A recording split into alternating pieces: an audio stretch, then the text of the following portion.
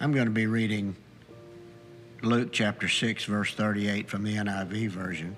And it says, "Give, and it will be given to you. A good measure, pressed down, shaken together and running over, will be poured into your lap. For with the measure you use, it will be measured to you." The very first thought we have when we see this verse is that it's about money. Well, it is. It's about money, but it's about so much more. It's about giving away who you are, what you have. We have so many things to give away. Just kindness. That's the kind of thing we're to give away and have it returned to us by the measure we've given away. No end to it. What better way can we be a follower of Jesus than to follow the example he set for us when he was living here on earth, and also the promises in his word? If we can believe in those promises and trust that when he says it, he means it, and it's going to come through. You can't give enough. You can't give enough. You can't not money, give God. You can't give enough money. You can't give enough time. You can't give enough talent. You just keep giving it away. God will give it back in every form. The blessing has been for us that we were able to meet a need, to give financially, to spend time, to spend energy, whatever it was our blessing when it was over with. Pressed down, shaken, and running over.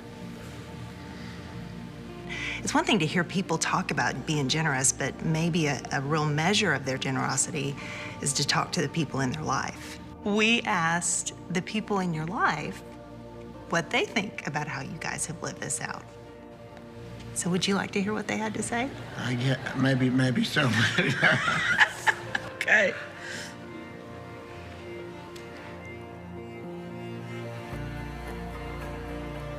Hey, Doc. Brad Harvey over in Tyler. I am so pleased to be any part of a day that celebrates you and Miss Becky. We're supposed to record a video for Doc and Becky about the way they've inspired us in our lives. And I don't know what to do. I don't know whether we ought to be talking about the time that Doc got me to go out in the country and deliver that hot water heater to that family that hadn't had hot water in 10 days, or... I think that Doc and Becky have brought so much into our lives since they've been at Preston Trail. And Becky, you continually met with me, affirmed me, called me to a higher calling of teaching and preaching and counsel that I do today, and in such large part because of the way that you loved me through a really difficult season. Our relationship, our partnership, and I can't say thank you enough. And I love you both. I miss you. I wish we got a chance to see you guys more, but more than anything, just want to say thanks. Thanks for your investment. Thanks for your love. Thanks for your friendship. They have been such a hope and a light for our family and for me personally, both through working in ministry as well as fostering our little girl. Becky and Doc have fostered many, many children, and they gave us just words of encouragement and just recognizing that we are called to make a difference in other people's lives. One thing I love about you, Becky, specifically, is after you leave every conversation, you always say, "I love you." And that has kind of helped me be comfortable with saying that to the people in my life who I love too. I can't think of many people that embody generosity more than Doc and Becky. It's not just about financial generosity, but time and thought and just kindness. Anytime you call, the first answer is, "How can I help?" or "We're on our way." And if there is an example of living scripture versus knowing scripture, I think we found that in Doc and Becky. Thank you both for living the lives and examples that you do. I love you. Thank you for all you have done for us. Doc, thank you for being such a blessing in my life. I love you, brother. Becky and Doc, from my family to yours, we love you, and we're so grateful for everything that you have done for us to continue to encourage and inspire us to live out our faith on purpose with a purpose. We love you guys. We're a blessed couple. Very blessed. Beyond measure. running over into our lap.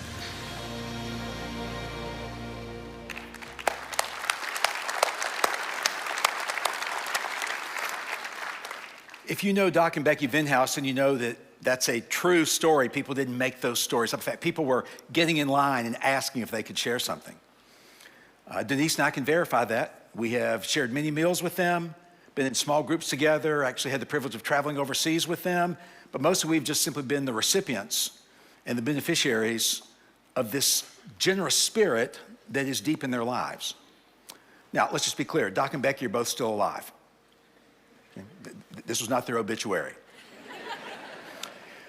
But they, more than most people I know, actually try and succeed at giving of themselves to other people. And really, they illustrate this whole teaching you see right here that says that Jesus teaches us we get what we give. In this passage, Luke 6, 37 through 42, 6 short verses, is a powerful passage. In fact, if last week, if Jesus stepped on your toes through Jim's message, I just get ready again, your toes gonna be bloody again today, because Jesus is helping us understand relationships. So we're gonna start with the big picture of these 6 verses, then we're gonna narrow in, all right? Let's start with the big picture. In the big picture, Jesus shares the law of generosity. When we hear the word generosity, we generally think money. Some of you may be thinking, for crying out loud. It's the end of spring break. I got here despite the time change, and now you're gonna preach on money? Actually, I'm not preaching on money, so relax. But Jesus, who is an equal opportunity offender, will be back in the next couple of weeks to preach on what Jim and I will be preaching about Jesus' teachings on generosity, so you can be offended at that point, but not today. The key sentence on this law of generosity is found in the beginning of verse 38. And I think it will be helpful for you to see 3 different translations of it because the language is a bit different. All right, here we go. New Living Translation. The amount you give will determine the amount you get back. NIV changes amount for measure. For with the measure you use, it will be measured to you. And then in the Message, which gets to the heart of the Greek without actually using the Greek that much, giving, not getting, is the way. Generosity begets generosity.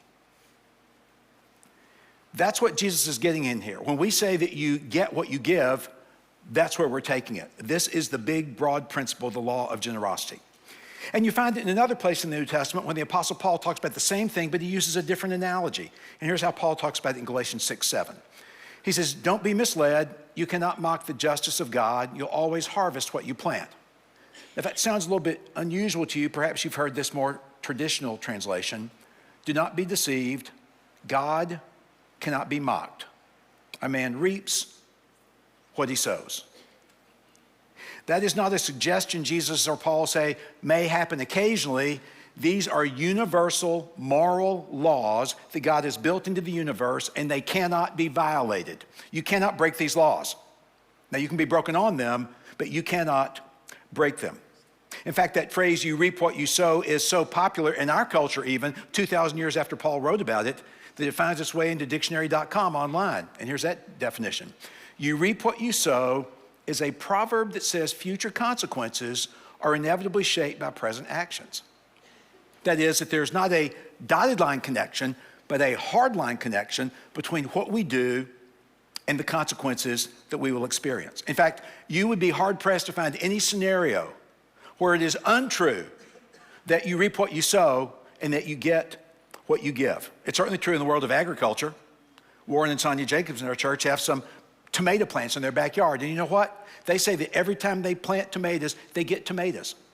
Isn't that amazing? They said they never yet have gotten carrots or beans or peas or okra or kumquats or anything else. They just always get tomatoes. That's all they get when they plant tomatoes. Why? Because you get what you give. You reap what you sow. It's true educationally. Zayla Avant-Garde is a 15-year-old girl from New Orleans, Louisiana, and she wanted to compete for the National Spelling Bee this past year. So for the previous year or two, she studied really hard words, 7 hours a day, 6 days a week, until this past year, she actually won the Scripps National Spelling Bee Championship. Now, if you're thinking to yourself, I could probably spell those words. Really. Here's the word that she won on, which I've never heard of, Muraya, a genus of tropical trees in Asia and Australia. And I would just add an I there and say that she is an absolute genius. Anybody knows that word is smart. It's true in sports. Steph Curry, I think, is the best pure shooter in NBA history. At the All-Star game just a few weeks ago, he got 50 points, 16 three-pointers, a new record. A couple more points gave him the 50. And his secret is that he takes 250 long shots every single day. And on game days, he takes an additional 100 shots before the game, which means that every week he averages about 2,000 practice shots.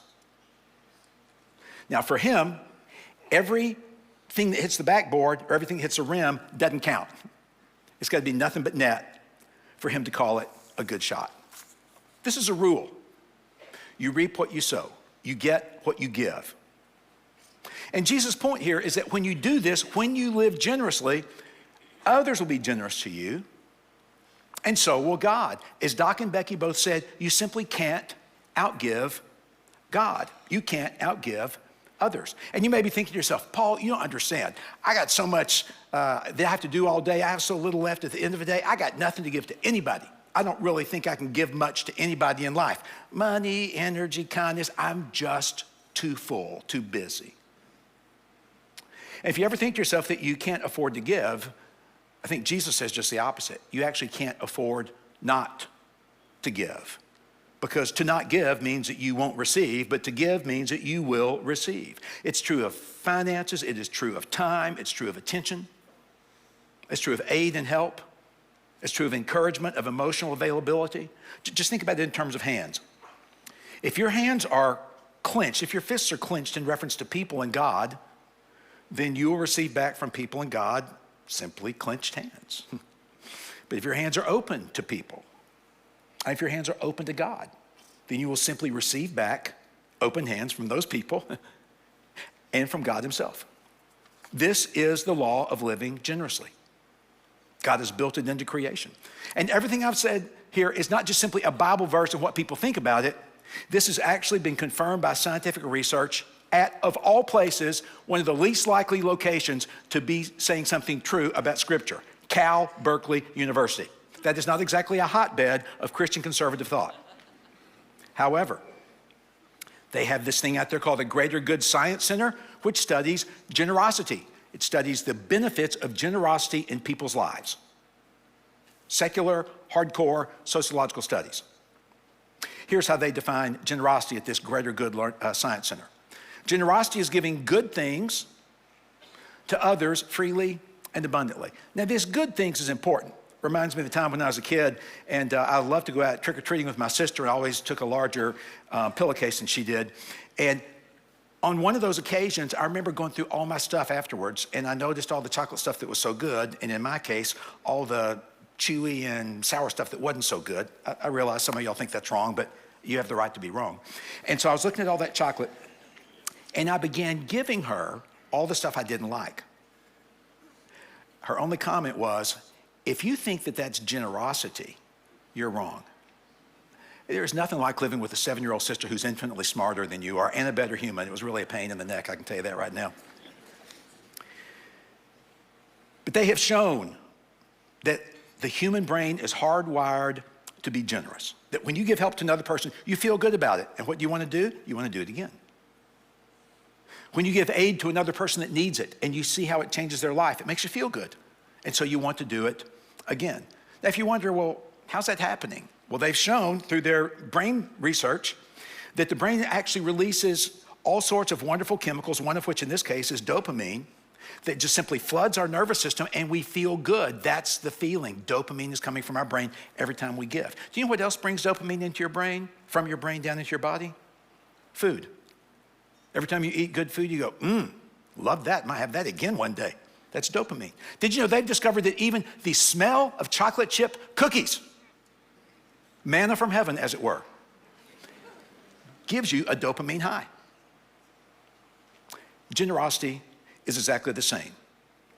And they've discovered that the results of being generous are all positive. Your happiness goes up, your stress goes down, all your relationships get better. Now, friends, if you could bottle anything that would make happiness go up, stress go down, and relationships get better, and you sold it, wouldn't you be a gazillionaire? Well, Jesus wasn't selling anything. He was simply teaching God's truth. He knew what he was talking about 2,000 years ago, that you get what you give, literally. That you reap what you sow every time. that having a generous spirit is the single best way to live. It honors God's built-in law. Okay, that's the big picture of these verses. Now, let's do a little bit more of a deep dive and let's do a narrow look at it. Here's the zoom in. Jesus applies this law to relational generosity. Everything Jim said last week was about Jesus' teachings on relationships in the few previous verses. This is more of the same, relational generosity. Jesus starts with 2 do's and 2 don'ts. Verses 37 through 38, let's read it. Do not judge others and you will not be judged. Do not condemn others or it will all come back against you. Forgive others and you will be forgiven. Give and you will receive. 4 rapid fire commands, 2 do's and 2 don'ts. We'll start with the don'ts since that's what Jesus does. The first thing he says, don't judge others and you won't be judged. Now the idea of not judging others, which leads to the word judgmentalism, has become a criticism aimed at the church often over the centuries, and rightly so. The church is so judgmental, rightly so, often. So we need to understand several things about judgment. So here's the first question. What does it actually mean to judge another person? Well, let me tell you what it doesn't mean. It doesn't mean that you can't distinguish between what's right and what's wrong. Like if somebody comes to your house and you happen to be looking out front and your car's parked out front, and they break a window and start trying to get in it and drive it away, you don't have to think, well, I can't judge them because that just feels right to them. It seems like a good thing to them. I can't be judgmental. No, you can absolutely call 911 and say, somebody's doing the wrong thing, taking my car. The whole book of Proverbs is built on the fact that there's a difference between wise and foolish, good and evil, right and wrong. And all of Proverbs teaches in hundreds of verses, one after another, sentence after sentence of wisdom. You must discern and learn to distinguish between this and this, so you can live like this and not like this. So what does it mean then? Well, to judge someone is to highlight their weaknesses as if you have none. It doesn't mean just that you know they're weak, it's that you see they're weak, you highlight it, you bold it, you italicize it, you put it in all caps, and you shout it. This may be new to you today, but this is what Jesus thinks. God did not elect you to nitpick other people's faults and flaws and to hold them over their heads. God did not elect you. He did not elect me to criticize people where they fall short as if I never fall short in my life or as if you never fall short. So that's what it means to judge. Second question about judging. Why shouldn't we judge others? Well, the simple answer is because you're not God. Only God knows the story of everybody that you're tempted to judge. And that person that you're tempted to judge is going to stand or fall before God alone. And even when I think I know the story, experience always proves I never really knew it. And so I was really in a futile way trying to be God when it wasn't my job. Third and final question on this. What happens when we judge others? Well, when you judge others and you highlight their weaknesses, seeking to embarrass them and humiliate them, then they cannot wait for the exact right moment to return the favor. That's what Jesus means when he says, judge not, lest you be judged. If you judge, you will be judged. Other people will come back at you just like you gave it to them. The problem, of course, in our society, and maybe it's been this way forever, I have no idea. I just have the perspective of my life. But I know that today, criticizing and cutting people down is often considered funny. In fact, Amy Morin in one of her books says, in our culture, insults have become entertainment. And so as long as you're getting standing ovations, it's easy just to keep on picking on people. I don't know how many of you remember the comedian years ago, I think he's deceased now, George Carlin. But one of my favorite stories of his, and perhaps the only one I can tell publicly in a church service, is where he says there are actually 2 types of drivers in the world. There are maniacs and there are idiots. Maniacs drive faster than I drive, idiots drive slower than I drive, meaning I'm the only good driver in the world. Many days that's how we feel. And whether we use those 2 words, he at least is humorously pointing out that he's right and everybody else is wrong. Sarcastic put-downs are popular. Gossip makes us feel powerful. Judging has become second nature. Jesus is incredibly counter-cultural when he says, stop judging people. Stop holding up their weaknesses as if you have none. That's the first don't. The second don't is he says, don't condemn and you won't be condemned. Now, condemning is harsher than judging. They're not identical, they're harsher. If judging is naming your charge against someone, then condemning is stating what you hope the sentence will be. And if we're all honest, if there's somebody we truly condemn, not just disagree with, but really condemn, our hoped for judgment, sentence, is that they won't live any longer. Now, we're not going to get caught taking them out, but we'll be happy if they get taken out. I remember one time my mother, one of the most spiritually sensitive people I ever heard, talked about how she hoped somebody would die in a plane wreck. Somebody she disagreed with in the religious world. And I said, Mom, really? She goes, I'm not saying I would do it. I'm just saying it wouldn't bother me if they died in a plane wreck. Now, my mother was about as close to being morally flawless as most people I know, but in her, there was this spirit of bitterness right there, and that was what she hoped for. Way down deep, she simply hoped that they would be dead. What does it mean to condemn someone? It means to wish the worst for them. That's it. You just wish the worst possible. If death is the worst, you wish them that. If there's something else, you wish them that. And the only reason we ever do this is if we feel condemned first. Like, I just can't imagine condemning someone if I didn't first feel condemned by them. And once we feel condemned, it's like, okay, I'll show you. I will either get even or get back at you, but I promise you, you're going to feel my pain. And the goal in all of this is that when you condemn, your aim is to exclude. You want to cut that person out of your life. You want them to disappear. You don't want to think about them. You're happy for them to think about you and realize how much you hate them and how much you've hurt them. You're happy for them to feel your hatred. But you don't ever want to think about them another day in your life. Jesus is so countercultural when he says, don't condemn. Don't figure out ways to make someone else feel your anger and hatred towards them. I just want to pause right here. Because you see, Jesus is telling us to think and to talk to and to talk about people very differently than what the world says. Have you noticed the difference? The world celebrates judging and condemning. Jesus says, So let me ask you some questions. How do you talk to or talk about, when they're not around, people that you disagree with or look down on? Specifically, let's say that you have a coworker that went to a rival college. How do you talk to them? Oh, it's probably lighthearted banter. But when they're not around, how do you talk about them? Anybody got into that college, they couldn't get anywhere else. Yeah, lowest IQ in America. I mean, at what point does it go from humor to you're really trying to hurt? Or, if you're a Republican, how do you talk to Democrats? Or how do you talk about them? If you're a Democrat, how do you talk to Republicans? Or how do you talk about them? How do you talk to a family member with a different view of vaccines? Or how do you talk about a family member when they're not around, when they have a different view of vaccines? Jesus is countercultural. He says, don't judge, don't condemn. And I just ask you today, can you even imagine in your mind what that world would look like? Can you imagine your home, your family, where no one gives judgment, no one receives judgment? No one gives condemnation, no one receives condemnation. Can you imagine that at your workplace? Can you imagine that in a church? That is the kingdom that Jesus is calling us to participate in with him, where he lives that out perfectly. Okay, those are the two don'ts. Now the two do's.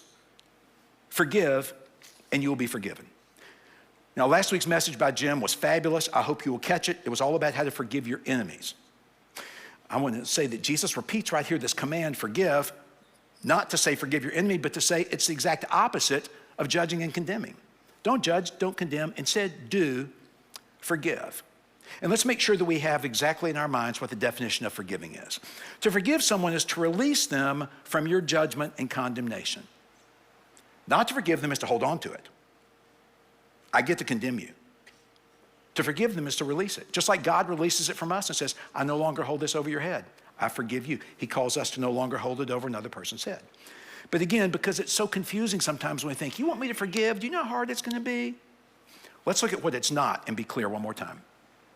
Forgiving is not forgetting, excusing, or reconciling. It is releasing your desire and need to hold on to your hatred. Let's come back here. Forgiving is not forgetting. God wired us to remember. I don't think you're going to forget somebody that hurt you deeply. But you can remember it and still forgive. Forgiving is not excusing. Honestly, if you can excuse it, then there's no need to forgive it. If you accidentally bump into me in the atrium out there, you don't need to get on your knees and say, oh, I'm so sorry, please forgive me. It was an accidental bump. If you intentionally trip me and pour hot coffee on my head, you need to ask forgiveness, right? One's unintentional, one just is fully excusable, and the other isn't. If it can be excused, it doesn't need forgiveness. If it can't be excused, forgiveness is your only option for any kind of life with Christ. Third, forgiving is not the same as reconciling. Reconciliation takes two people who both make amends and say, I was wrong, please forgive me for all I did and let me make it right. That's the only possibility for reconciliation. If one says, I'm ready, and the other one says, I'm not, you don't have reconciliation, but you can still forgive that person.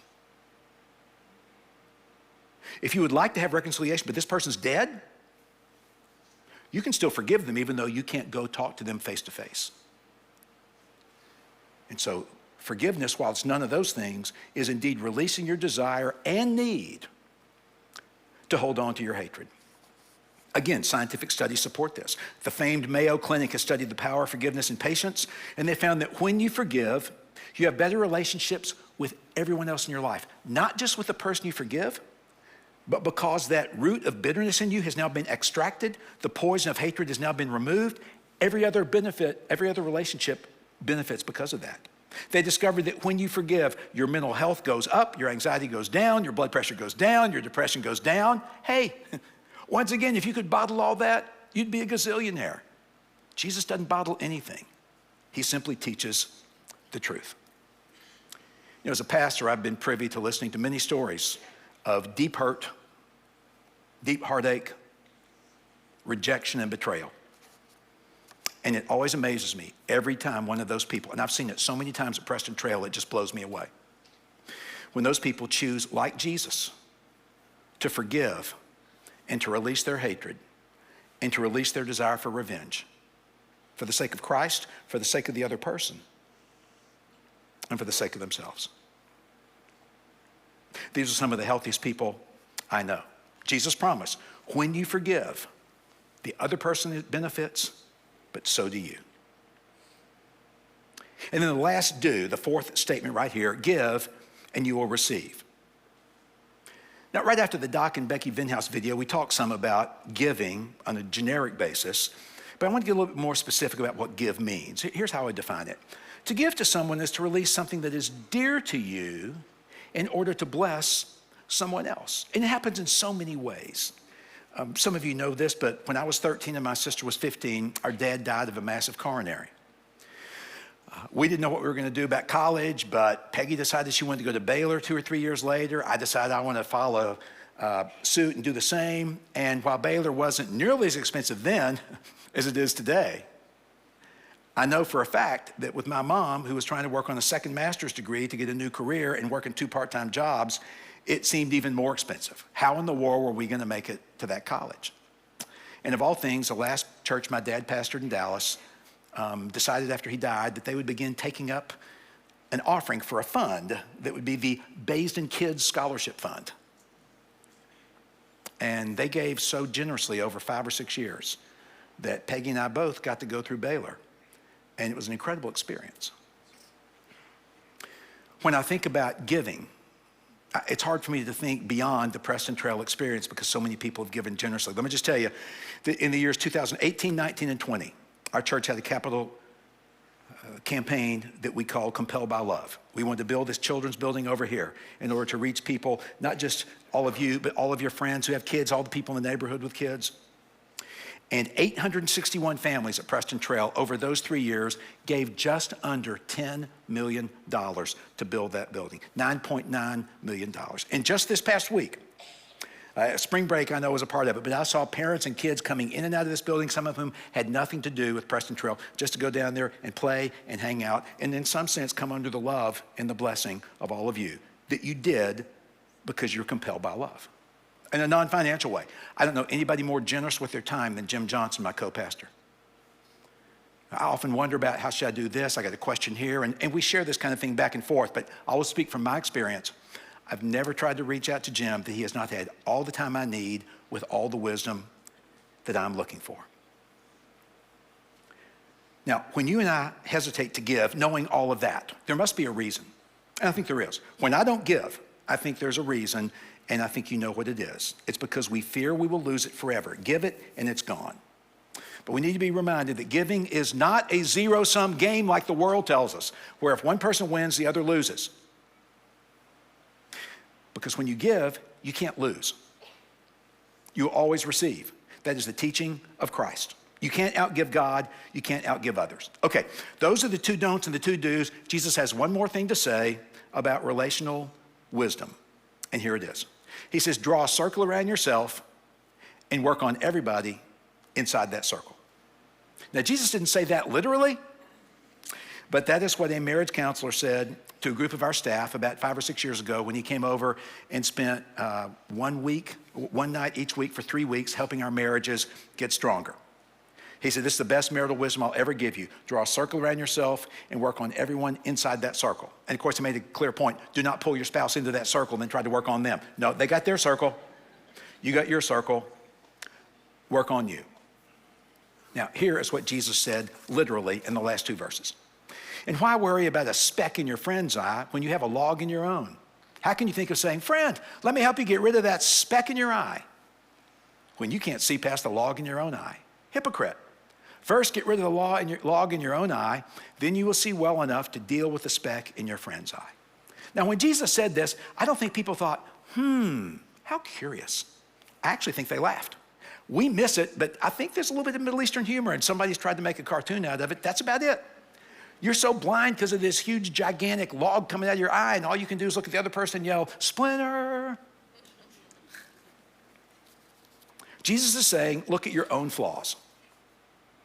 And that's hard to do. It's hard, first off, because part of being human is we don't see ourselves accurately. You don't see yourself accurately, neither do I. John Ortberg has put it this way in one of his books. The truth about us is that we don't know the truth about us. But it's not always innocent like that. Sometimes it's quite willful. Sometimes we want to point out other flaws for a significant reason. And here's the reason. Here's what a counselor said to me and Denise one time. If someone is trying to fix other people's problems, know that they aren't facing their own. Well, first off, I didn't want to pay the counselor after she said that because it really made me mad. Second, I didn't appreciate her looking at me when she said that because I thought she should be looking at Denise. But that's because I was trying to fix Denise's problems. In fact, I'm one of the great problem fixers in the history of the world. Most men are. It's a gift that very few people recognize and honor in our lives. But as I've often said to Denise, God loves you. I have a wonderful plan for your life. Just let me show you. And yet, every time I try to fix other people's problems, what's going on? I just don't want to face my own. But friends, every time we decide that we will face our own and work on our problems, we'll discover 2 things. One, we won't have time to work on anyone else because we're pretty much a full-time job ourselves. Second, we won't really want to because other people's problems don't look quite as bad because we realize exactly how bad ours are. So I ask you today, whose speck are you looking at? Who has got a speck in their eye and you're constantly pointing it out, unaware of the fact that you've got a doggone 2x4 coming out of yours? You see, Jesus valued relationships so much that he says to us right here, if you want good relationships, here's how you do it. Don't judge, don't condemn, do forgive, do give, and draw a circle, and only work on yourself. Now, why in the world would Jesus care so much about relationships? Because he's a part of the greatest relational connection and marvel that's ever occurred to any of us. And that is the center of our universe, Father, Son, Spirit, who love each other constantly. The Trinity, that's love. If God is love and God is Father, Son, and Spirit, then they love all the time. And Jesus cares about relationships because you and I are made in that image. And there is no single passion or hunger that any of us has than simply to know another person and to be known, and to love another person and to be loved. You know, even kids know this. There's a book that's been out for a while now called The All Better Book, in which difficult questions are posed to elementary school kids. Questions like, what do we do about the ozone layer? How do you help people that want to stop smoking? Well, here's one of the tough questions, and I'll tell you what 3rd grader said. With billions of people in the world, someone should be able to figure out a system where no one is lonely. What do you suggest? Answer 1. People should find lonely people and ask their names and addresses. Then they should ask people who aren't lonely their names and addresses. Then when you have an even amount of each, assign lonely and not lonely people together in the newspaper. I think they're training to be an accountant. Second one, make food that talks to you when you eat. It might say to you, how are you doing? Or, what happened to you today? You wouldn't be lonely. Third, we could get people a pet or a husband or wife and take them places. Wow. And then my favorite. Sing a song, stomp your feet, read a book. Sometimes I think no one loves me, so I do one of these. We need each other desperately. Without other people, I am lonely and I am lost. Without other people, you are lonely and you are lost. That's why Jesus goes out of his way in Luke 6 to say, if you want good relationships, don't do this, do this. Because above all, you love the Lord with all your heart, soul, mind, and strength, and you love your neighbor as yourself. The phrase that comes back over and over in this passage is, when you give, it will come back to you. It will return to you more than you ever dreamed. That is indeed the nature of God. God is such a generous, giving God that you can't stop him. You can't outgive him. And with us made in his image and with the Spirit of God within us, and with Jesus as our teacher and mentor, we actually have the opportunity in this life to become the kind of people who move in the direction of that kind of generosity. And when somebody makes a video of us, others get on there and say, thank you, I just can't outgive you. Wow. I'd like that to be my story. If you do too, pray with me, please.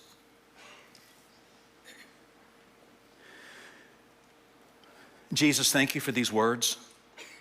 They are rich, they are deep, they are profound. They expose all those little things that we've covered up because of hurt.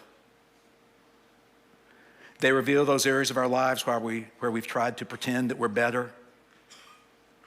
Such a sham, others know it. We've used them to blind ourselves intentionally so that we can't see our own flaws, but we sure do see others. And in the process, too often our hearts grow cold. We refuse to forgive or give. Then we wonder why, by most statistics, people can't tell any real qualitative difference between Christians and non-Christians. We simply haven't taken you seriously and let you do your wonderful redemptive work in our lives. And so today, here we are. We don't expect a miracle this moment that you'll just make everything right. But we do offer ourselves and our wills to you. And we say to you, Lord, where our hearts are hard, soften them. Where our spirits are greedy, enlarge them. Where our mind is too small, too critical, heal it. And so make us in the image of Jesus that other people say, you know, I love being around them. They are just so kind and generous of spirit to me. And we know that when we are like that we will truly be the light of the world and that our Father in heaven will be glorified. So please do that in each of our lives. Through Christ we pray. Amen.